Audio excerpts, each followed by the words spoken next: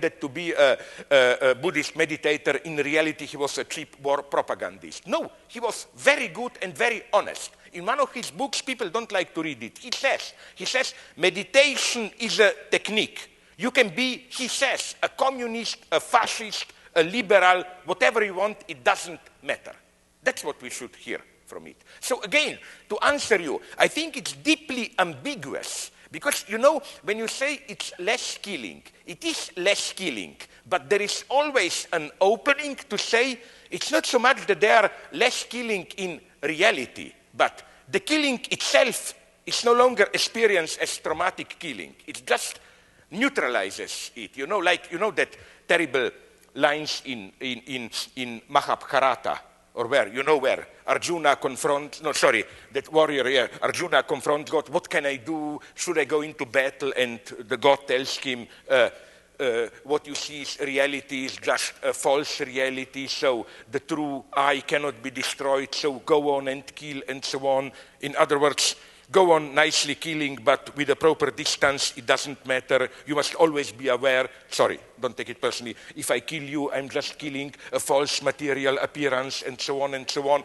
You know, it's very, things are very ambiguous here. Sorry, I speak too much, please strike back. You know, thesis to condemn all philosophy because Heidegger was part of the Nazi party, right? I mean, you could say you can condemn spiritual practice because certain people used it to justify killing. But also, if you look at the Bhagavad Gita, which you're talking about, Krishna says that for a warrior, if your dharma is to fight against evil, then you should make a war against evil. So then it's a question of attaining a selfless perspective so you can, you know, act properly through your dharma. You know. No, I see. Okay. This is now getting too much, but to ask your, sorry, what was your first point? To that one I want to ask. Well, just that you're saying, okay, well, because, you know, inner peace is not important because I'm reducing what you just said. Yeah. Inner peace is not that important because if you look at D.T. Suzuki and Zen Buddhism, that could be used as an ideological support for militarism. Yeah. And I would say, well, then you could dismiss all philosophy because Heidegger was a Nazi. I don't think that all philosophy is about inner peace, and my example would precisely be Heidegger here. In my new book, sorry for propaganda, which will be out in about 1 month defense. I have a chapter which, okay, it's a bad joke, but then I immediately correct it. Like, the title of the chapter is Why Did Heidegger Do the Right Step in 1933? But then there is a footnote, although unfortunately in the wrong direction. No, like my point is, it was right for him to risk the engagement, just like he chose the wrong side.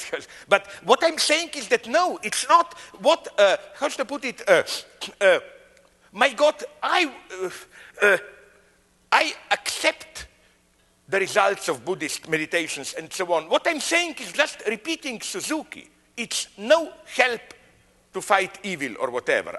This is what I categorically deny. It doesn't guarantee any honesty or whatever, which is why it's way too simple to say if Suzuki supported Japanese war efforts, it must have been something wrong in his philosophy. But on the other hand, I think that the majority of modern philosophy of subjectivity is definitely not about inner peace. And here I, nonetheless, in a problematic way, I don't know, remain faithful to, in a materialist way, of course, what interests me is the attitude to what bombastically we call Judeo-Christian legacy. And Chesterton has a nice line when he writes, what's the difference?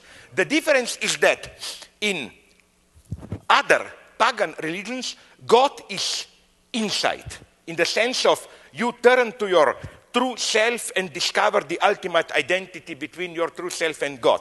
The fundamental fact of Judaism, which also goes on in Christianity, is that God is outside. The Jewish experience of God is not you look deep into yourself. It's some stupid bush burns there, or whatever. I mean, now you are between two, no, Clinton was between two bushes. I always like this joke. Sorry, but what I mean, like, you know what I mean? It's an irreducible alterity. And this is, I think, even the Christian solution, is that you don't become like God. You identify with Christ on the cross, which is the point where God becomes split in itself. When you are abandoned by God, you say, but wait a minute, now I'm in the position of Christ where God was abandoned by itself. It's a radically different existential position. It's not the position of I am one with universe when this is this non-Judeo-Islam, I even include Islam here, non-Judeo-Islamic Christian position is deep into yourself, you discover, as it were, the ultimate identity between your ego and universe when you cleanse yourself of your false particular attachments, whatever. I think that Judeo-Christian Islamic universe is totally different. It's not it's not inner peace, it's radical engagement. It's different. It's almost the opposite, I would say. What for traditional religions is sin, engagement, partiality, and so on. That's what I appreciate as a materialist, leftist in Christianity. Truth is not neutral. Truth is in the engagement. Okay, maybe I simplify it here, but I simplify it here, I hope not so much in my books. If this will in any way amuse you, I am now finishing a book engaged in a big debate with that radical orthodoxy big guy, John Milbank. I wrote 200 pages, he wrote 250 pages. I found this personal attack that somebody dares to write more than me. I am now replying 150 pages where we do go through all these topics in detail. Again, to repeat my point, I am not saying Oriental meditation is false and so on. I'm just repeating what they themselves are saying. It's neutral. It's neutral. I think it's totally false to this is, even as a Japanese friend of mine told me something very beautiful. He told me all this dream that Oriental spiritual brings peace, balance in the world. This is your Western misreading. This false hopes projected into Oriental spirituality, this is the true Western cultural imperialism, if you look for it. Sorry, I was too long. So I would say, based on how long the next response is, we'll take 1 or 2 questions. You have your natural evil, no? Yeah. I do. Good that you confess. That's the first step towards redemption. Sorry. Enlightenment. Sorry. The place of the virtual in your work the virtual has changed over the last probably 10 years and become increasingly important. I was wondering if you could say a little bit about the relationship between that and ideology, which was what you were talking about tonight. I know that's huge, so to specify a little more, if there's a way to talk about it in terms of, do you see the virtual as adding anything to Lacan's theory, or is it just another way of explaining things that are already there? Very good question. Obviously, you, as we put it, you know your job. You read the stuff. No, it is. Why is it a good question? Because I think that I just mirrored in my more modest work a big shift in Lacan. Of course, we are talking here about Lacanian notion of the real. The standard notion of the real, which is unfortunately still predominant and identified with Lacan, is that real. It's the real thing, too traumatic, too strong. You like sun, you cannot look it eye to eye, whatever. The harsh reality, and then all the symbolic texture as a protection. Like real is too strong to confront it. But later for Lacan, real becomes virtual. In the sense that the true real is not the harsh thing you see there.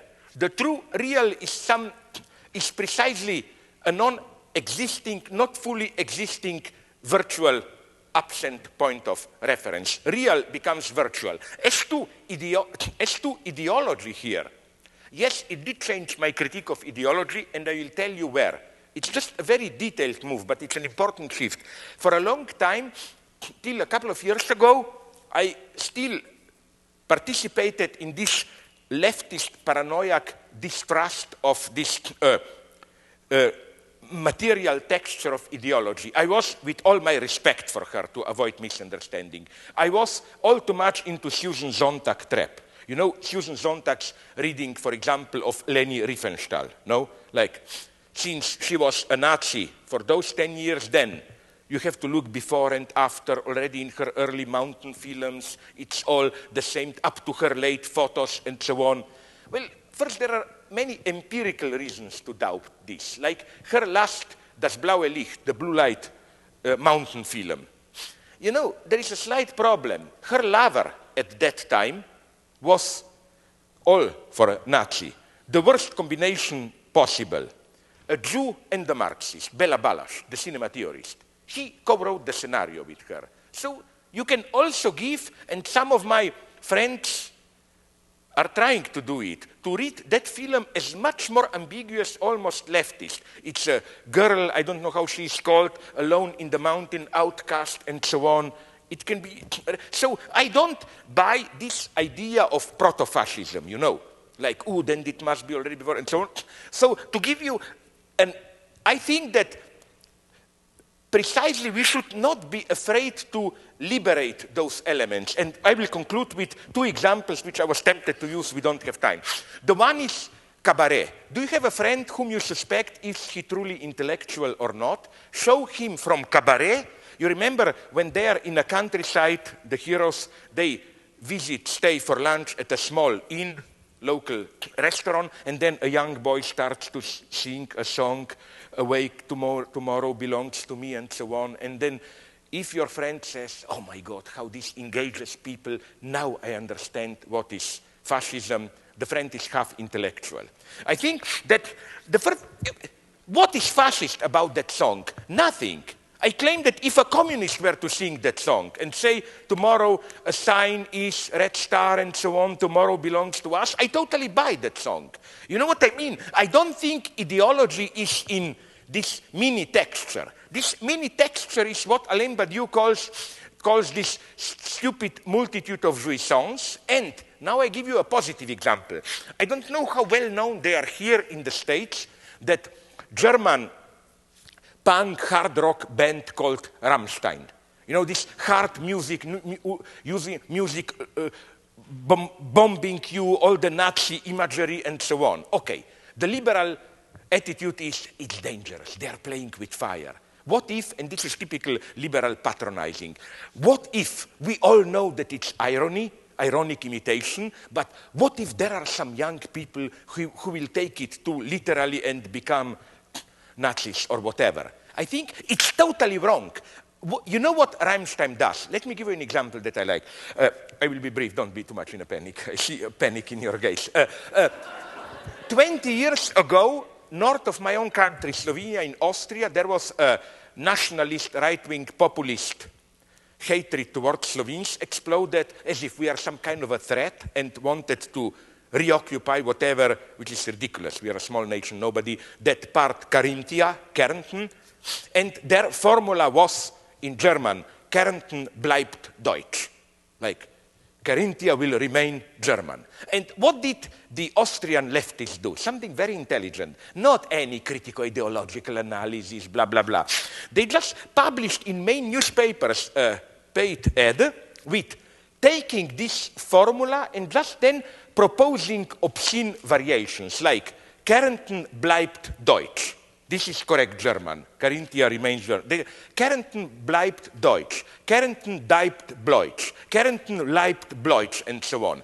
And it was an extraordinary obscenization, you know. Suddenly the charm was lost. What was a nice political motto became a dirty obscenity. I think that this is what bands like Rammstein are doing with Nazi ideology. So if you love this kind of a hard music which mobilizes all the Nazi symbols, don't be afraid. Fully identify with it, enjoy it. This is how you will undermine Nazism.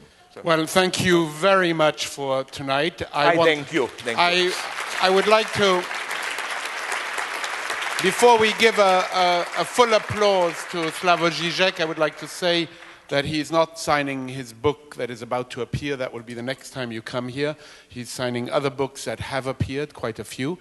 And your story about, you know, that you wanted to tell us two stories reminds me of which story? At the very end, you said, I want to tell you two stories, and you were afraid that I was getting very nervous. It reminded me of that wonderful line of Woody Allen, who said, you know, I'd love to leave you with something positive. Will you accept two negatives? But I'm also reminded... We call this dialectics. I'm also reminded of Kafka being quite humorous. You know that line of Kafka where he says there's hope, but not for us. So thank you very much for tonight. Thank you. Thank you.